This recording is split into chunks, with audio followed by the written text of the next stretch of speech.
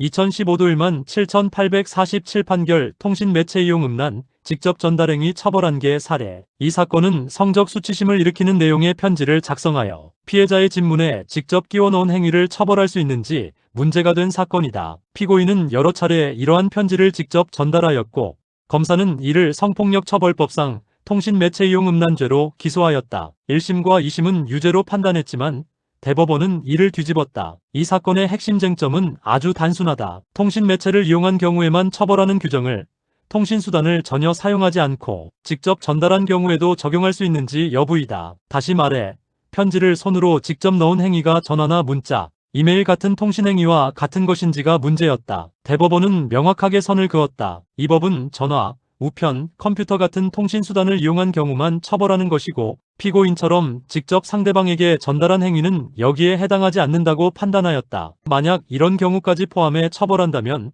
법문을 넘어 처벌 범위를 넓히는 것이 되고 이는 죄형 법정주의에 반한다고 보았다. 그래서 원심의 유죄 판단을 파기하고 사건을 다시 심리하도록 돌려보냈다. 이 판결은 헌법적으로 매우 중요한 의미를 가진다. 형벌은 반드시 법에 명확히 규정된 경우에만 가능해야 하고 법에 없는 내용을 해석으로 만들어 처벌해서는 안 된다. 만약 직접 전달까지 포함한다고 해석한다면 어디까지가 처벌 대상인지 기준이 모호해지고 국민은 자신의 행위가 범죄인지 예측하기 어려워진다. 이러한 점에서 대법원의 판단은 죄형 법정주의와 명확성, 원칙을 지키기 위한 결정이라고 볼 수 있다. 형사법적으로 보면 이 판결은 과잉 처벌을 막았다는 점에서 의미가 있다. 실제로는 피해자가 성적 수치심을 느꼈고 행위의 위험성도 인정되지만 그렇다고 해서 모든 유사한 행위를 하나의 죄로 묶어 처벌하는 것은 적절하지 않다. 다만 현실적으로는 이런 행위를 처벌하기 어렵게 되는 문제가 생기기 때문에 별도의 처벌 규정이나 입법 보완이 필요하다는 한계도 드러난다. 법의학적 측면에서는 이 사건이 신체적 상해 사건이 아니라